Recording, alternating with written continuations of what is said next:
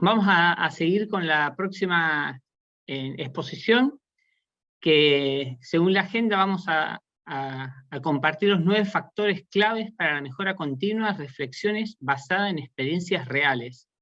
Nos va a compartir Héctor Formento, quien es graduado originalmente de ingeniero mecánico y con un grado en docencia universitaria. Héctor ha desarrollado una intensa actividad como investigador, docente y consultor sobre mejora continua.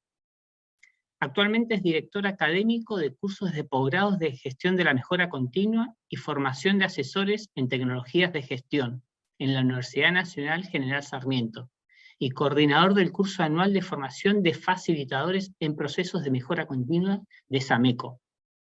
Ha sido profesor de grado y posgrado en la Universidad Nacional General Sarmiento, en la UTN, en la UCA y en la Universidad de Palermo. Es coordinador del área de investigación, análisis, diseño e implementación de sistemas organizacionales complejos. Es autor del primer autodiagnóstico para procesos de mejora continua. Es autor o coautor de 9 libros. Fue docente de maestrías en 5 universidades y conferencista en múltiples congresos. Con esta breve introducción le damos la bienvenida también a Héctor Formento. Muchas gracias, Héctor. Hola, buenos días a todos y todas. Bueno, antes que nada quisiera agradecer esta invitación que me ha hecho el equipo organizador, el equipo directivo del IAPG. Realmente es un gusto muy grande para mí poder participar de esta importante jornada de calidad. Voy a compartirles una presentación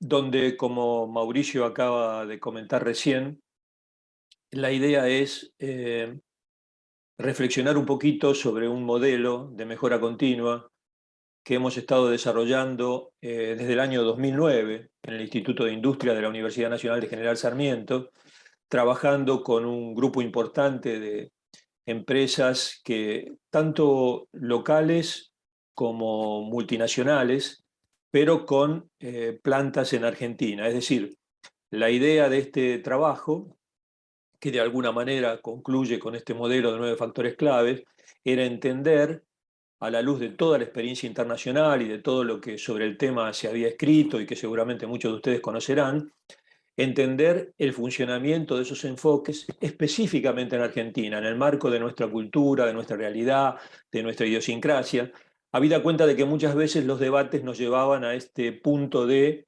si es posible o no es posible trabajar con determinados enfoques dentro de nuestra realidad, ¿no es cierto?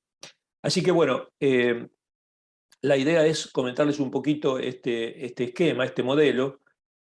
Es un modelo que finalmente muestra esto que llamamos factores claves, que son 9 aspectos de los procesos de mejora continua, que a partir de las investigaciones realizadas permiten explicar, por lo menos en una medida importante, la diferencia entre aquellas experiencias que han sido exitosas y aquellas que no han resultado tan exitosas, es decir, que han tenido problemas. Generalmente podríamos decir como cuestión general que ninguna experiencia de mejora continua es negativa, pero claramente hay algunas que tienen gran dificultad en su implementación, que se discontinúan en algún momento, ¿no es cierto?, que tienen resultados pequeños que van y vienen, y otras que han sido realmente muy exitosas. Entonces, el estudio de los casos permitió encontrar estos 9 factores que ustedes ven acá, que están organizados. Los numeritos que ustedes ven al lado de los factores indican en qué medida el análisis que se hizo con método científico permite explicar en mayor o en menor medida la diferencia entre éxito y fracaso. Es decir, que cuando el numerito es más grande, todos los números esos suman 100, como ustedes ya habrán visto. Cuando el número es más grande indica que el factor es más relevante. Cuando el número es más chiquito, que es menos relevante. Los factores están organizados en 3 niveles. Hay una base de funcionamiento donde uno elige metodología, capacita a la gente, define el compromiso gerencial, lo establece, ¿no es cierto? Si no, no se puede arrancar, y arma una estructura.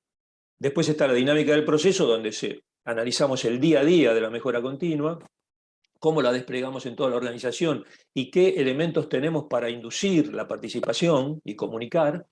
Y finalmente, un estadio de resultados donde aseguramos la continuidad y además medimos lo que está pasando.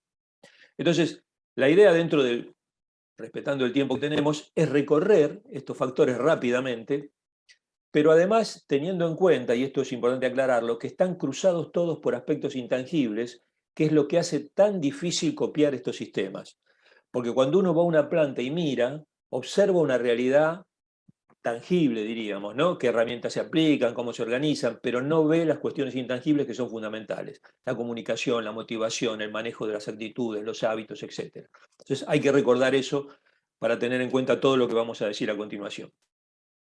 Recorremos entonces los factores basándonos en las capas. El primero, en la base de funcionamiento, es el compromiso de directivos, ¿no? Que es lo que nos muestra si hay coherencia entre mensaje y acción y le otorga factibilidad a todo el sistema.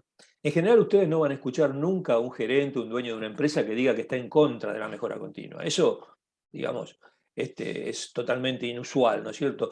Pero lo importante, más que lo que se dice, es lo que se hace y cómo hay o no hay coherencia entre las palabras y las acciones. En ese sentido hay que establecer de que ese compromiso es indelegable. Acá no es cuestión de llamar a una consultora o a un instructor y que dé un cursito, eso no sirve de poco. El compromiso del directivo es indelegable y lo debe ejercer. Entonces, ¿cuáles son los tips? Lo que vamos a hacer acá en los 9 factores, no hay recetas en esto, no hay recetas. Pero sí hay algunos aspectos que uno debe considerar cuando arma el plan. Eso vamos a intentar remarcar. En este primer factor, recorridos por la planta, hablar con la gente, escuchar, ver los problemas donde ocurren, esponsorear los proyectos, apadrinarlos, alinear mensaje y acción, como ya dijimos, y en lo posible avanzar hacia un directivo, hacia un líder que es un poco el orientador del trabajador. Esto está casi en el límite de la utopía, yo lo sé, pero digamos, hacia ahí tenemos que tender. Este entonces es primer factor. Segundo elemento dentro de la base de funcionamiento es este tema de la formalización y la estructura que el sistema tiene que tener, que contesta un poco esta pregunta de si estamos convencidos de aplicar mejora continua, ¿no es cierto? ¿Cuáles son acá los aspectos? Esto, la estructura es fundamental para el funcionamiento porque da el soporte en el día a día, permite definir las rutinas, oficializar las actividades, sacarnos de aquello que habitualmente conocemos como prueba y error, es decir, resolvemos los problemas a medida que aparecen y de la mejor manera que podemos. No, bueno, la estructura nos va a dar una forma de hacerlo, va a definir roles, va a definir formatos, actividades que vamos a estar siguiendo. ¿Cuáles son acá los tips? Hay que sensibilizar a la gerencia, hay que tener en cuenta que generalmente arrancamos con los instructores dando cursos de capacitación a la gente. Lo primero que hay que hacer es trabajar con los dueños, los directivos. Ellos son los que tienen que saber más que nadie del tema y de esa manera asumir ese compromiso. Si eso no es así, la perspectiva que tenemos es de corto plazo. Hay que desarrollar un plan, definir esa estructura y asegurar también la pertenencia y el trabajo en equipo, que es muy importante. No me puedo extender en eso en esta breve presentación, pero a veces encontrar símbolos que le dan identidad a los equipos, entender las motivaciones de las personas, que con todo derecho tienen sus propios objetivos personales, promover éxitos tempranos y publicitarlos, entender que el trabajo de mejora no es delegable, no es que uno piensa la mejora y otro la ejecuta. El propio equipo tiene que desarrollar la mejora. Y hay que escuchar mucho, aunque algunos, a veces directivos piensan que no tienen tiempo, pero es un tema central. Seguimos después con la metodología y las herramientas. Ahí básicamente lo que estamos planteando es que tenemos que definir un método estándar. Miren, lo que hay que entender acá es que la mejora continua o el Kaizen, si miramos este grafiquito que hemos hecho, tiene un corazón filosófico, que es que la mejora está siempre allí. Es una forma de gestionar, pero esa es la filosofía del sistema. Después nosotros, si ustedes siguen el dibujo, tenemos que definir una metodología, TQM, TPM, Lean, lo que ustedes quieran, o combinaciones. Siempre ahí el núcleo va a ser el pensamiento PDCA. Eso no desaparece jamás. Junto a la información, diagnostico, armo un plan, lo aplico, controlo y estandarizo. Después de eso, elijo el camino. El camino es el método, A3, 8 pasos, 8 disciplinas, 7 pasos, ¿eh? Y finalmente llego a las herramientas, que son las que utilizo en cada uno de esos pasos. Y hay decenas de herramientas. No importa cuáles sean las que uno utilice, lo que importa es que esté claro este corazón filosófico de la gestión, y a partir de allí se deriva todo lo demás. Entonces, lo que hacemos con el método y las herramientas es tener procedimientos que pueden estar dentro del sistema de calidad, que los vamos validando y que todos los usamos cuando desarrollamos proyectos. Respecto de la capacitación y el entrenamiento, naturalmente permite adquirir esas competencias, porque si bien estamos hablando de cuestiones sencillas, la gente tiene que entenderlas, tiene que conocerlas, por lo tanto los tenemos que capacitar. Lo que sí tenemos que saber respecto de la capacitación es que es necesaria, pero no es suficiente. Muchos se equivocan, como creo que ya lo mencioné, diciendo, hacemos el curso, bueno, que después lo apliquen. Eso no funciona así. Hace falta compromiso, hace falta un nexo entre la capacitación y la acción.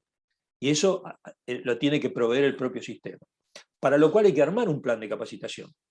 Hay que tener un plan anual de capacitación. No es que hacemos los cursos que se le ocurre a un gerente o a un directivo. No, tenemos que tener un plan, porque la capacitación es diferente para los distintos roles. Los facilitadores internos tienen que estar mucho más capacitados y los directivos también tienen que saber mucho. El resto de la dotación es probable que arranquemos con las cuestiones básicas. Los instructores, si con el tiempo se puede lograr instructores internos, es muy importante, porque el camino de la capacitación a la acción es muy inmediato cuando la capacitación la da alguien interno. Si fuera un gerente, incluso mejor.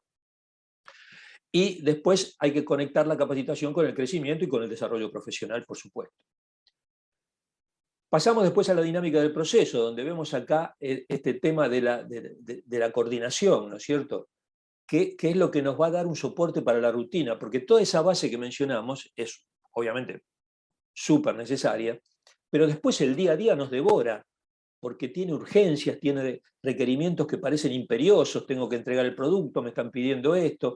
Entonces, ¿cómo se sostiene un sistema de estos en el día a día? Bueno, hace falta agentes de cambio que trabajen en el día a día. Esos son los facilitadores, coordinadores, el nombre no interesa, que van a estar trabajando con los líderes y haciendo también el nexo comunicacional entre la gerencia y los miembros de los equipos.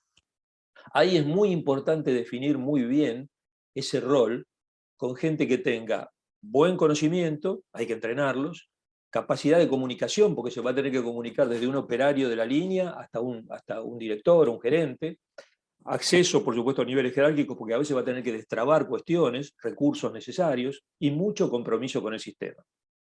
Salvo en una etapa breve inicial, tiene que ser gente interna. No podemos contratar a alguien para que desarrolle este rol. Seguimos después viendo el tema de cómo esto se despliega, porque si lo vamos a aplicar solamente a la línea de producción, o a una línea, a un área en particular, no es que esté mal, pero es insuficiente. Entonces tenemos que trabajar con toda la organización. Administración, ventas, recursos humanos, sistema, no tienen que quedar afuera, porque los problemas importantes atraviesan la organización y todos tienen que participar y manejar un lenguaje común. En ese sentido es importante que la capacitación, ese plan del que hablamos, sea integral y alcance a toda la compañía. Es muy importante eso. Y formar equipos interáreas para los problemas críticos. ¿Cuál es la mirada de compras? ¿Cuál es la mirada de planeamiento? ¿No? Porque si no, las cosas después no funcionan. Aplicar, por ejemplo, un sistema como 5S, como dice allí en el punto 3, es muy importante para el despliegue, porque es la herramienta que más rápido se despliega y es más fácil de aplicar en cualquier lugar y la que más rápido muestra resultados. Así que es una muy buena forma de comenzar el 5S para desplegar. La comunicación, el reconocimiento de incentivos, por supuesto, es algo tremendamente relevante. De hecho, todos los 9 factores lo son, ¿no es cierto? Pero en este caso tenemos que entender de que es muy lindo hablar de participación, de que la gente se involucre, de usar los conocimientos y la experiencia acumulada, pero nos tenemos que poner en los zapatos de las personas y entender qué es lo que están pensando y por qué harían ese esfuerzo, ese plus adicional, ¿no es cierto?, a la tarea por la cual han sido contratados. Entonces acá viene esto de el reconocimiento, la comunicación y los incentivos. Hay que comunicar muy bien, desarrollar buenos hábitos de comunicación. Cuando la gente no entiende algo, genera mecanismos defensivos. Hay que hacer visible toda la información relevante, hay que compartirla. A veces en las empresas pequeñas hay mucho temor a compartir información, porque me van a pedir, porque me van a... Hay que compartir la información que hace falta y tiene que estar actualizada. Y después diseñar un programa de reconocimiento, que no es recompensa, no es... Recompensa es el sueldo que uno cobra, está muy bien. El reconocimiento es algo adicional, que puede tener formatos muy diversos, no nos dan los tiempos para hacer un examen a fondo, pero pueden ser simbólicos, que actúan en la motivación intrínseca del individuo. Hay que recordar que no estamos hablando acá de comprar la participación, te doy, me das, no es esa la idea. La idea es desarrollar un sistema que valga la pena llevarlo adelante, porque mejora la calidad de vida en el trabajo y le aporta también al individuo en sus propios objetivos personales.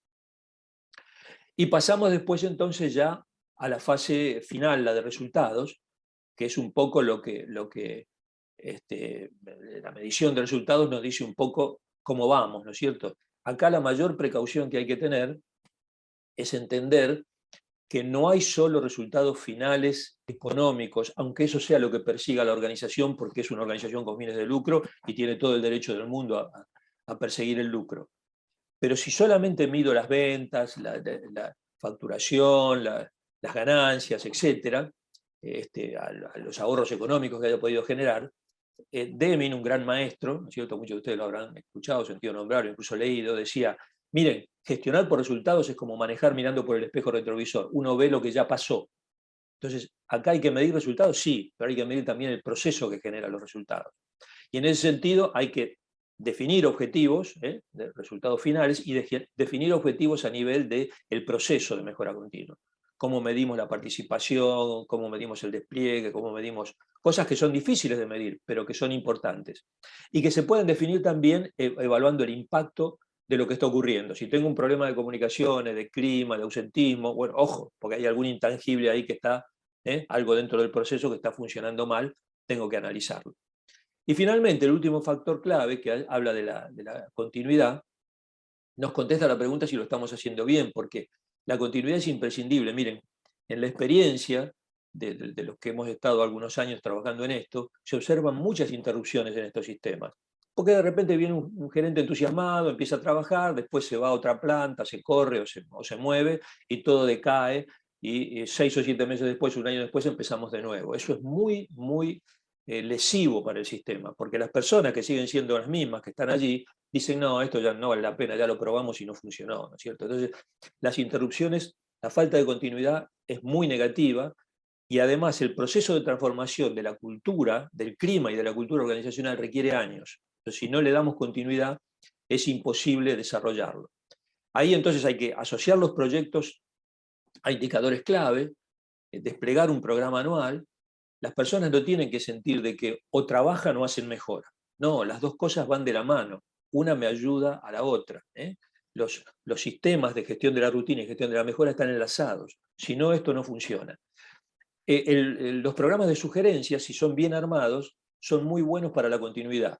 Hay que recordar que el programa de sugerencias no debe ser un buzón de sugerencias que después nadie le contesta a la gente que pone los papelitos allí, porque eso genera una gran frustración, ¿no? Tiene que ser un programa dinámico donde la persona hace su sugerencia, su supervisor le contesta rápido, y ese sistema, por ejemplo, que se aplica en Toyota, por dar un ejemplo muy conocido, es muy, muy bueno y funciona bien. Y termino entonces con algunas conclusiones para no excederme en el tiempo que tenemos asignado.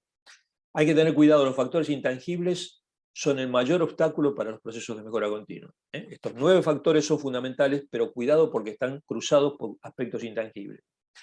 El perfil del dueño directivo es muy importante y hay que arrancar por allí, aquellos que son asesores, internos o externos.